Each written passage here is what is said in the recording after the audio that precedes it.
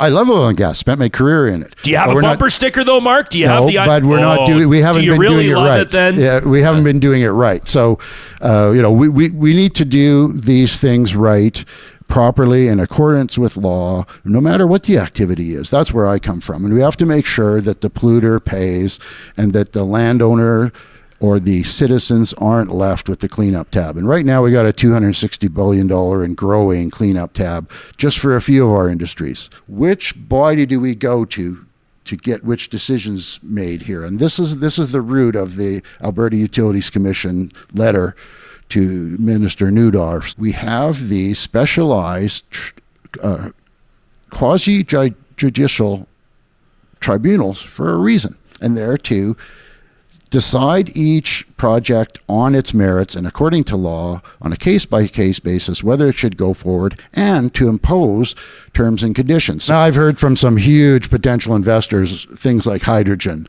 in Europe that have billions of dollars. They don't want to come here. They think that we're just deciding things off the cuff politically in this province. Alberta has a fantastic future. We can be a world leader in energy. We haven't been. This whole thing that we have ethical oil and ethical energy in Alberta, it's bunk. We could be. We have great laws. We could do it right. We need to have the best boards in the world, decide these things properly, appeal things to the courts like we're supposed to, not decide them in the back rooms. Albertans don't like when energy-related matters go before the courts. Recently, just less than a year ago, the oil company finally exited the land on my parents' farm. But they didn't clean up.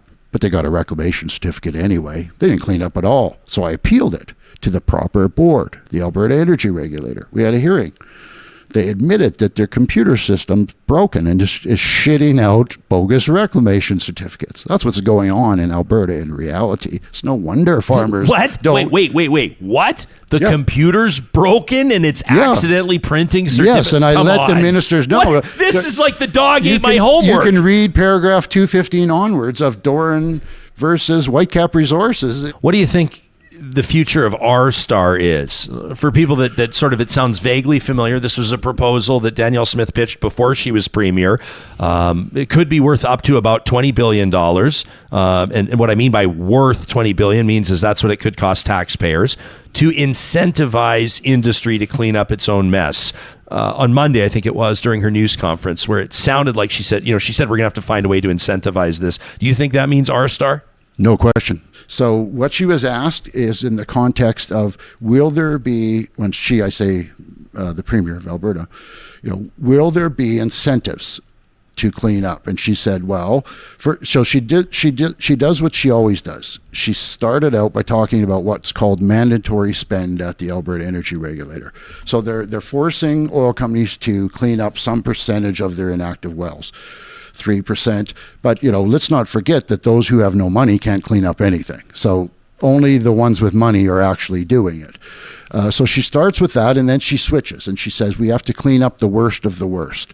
So she's been clear in her radio shows, etc., that we're going to be a pilot program that's a mini R-Star, if you will, proposed to clean up what she calls the worst of the worst, contaminated sites. She's been very clear on this. So we have a law. It's Part 5 of the Environmental Protection and Enhancement Act, and it says that if there's contamination, if there's a spill of a substance of concern, cleanup has to occur by law immediately. You can't leave it for 20 years. So those are the ones she wants to clean up with through incentives. So R-Star is an incentive against drilling. So you can get your drilling costs back. If you clean up this well, you can apply those cleanup costs to a reduced royalty if you drill a new well. So it's all designed to keep things rolling and drill more new wells, but it's still taxpayers' money. So it's against polluter pay, but I think we're going to have it for sure. It was her number one thing. As a lobbyist before she was a premier, she keeps bringing it up in virtually every press conference she has. Is there a way that it could be palatable to you? I mean, no. If it actually worked? No, it's against the law to, these companies must clean up these contaminants. The solution at law is clear. It's something called an environmental protection order. So the either the AER can issue one if it's oil and gas, or Alberta Environment can issue one for any other industry, including solar.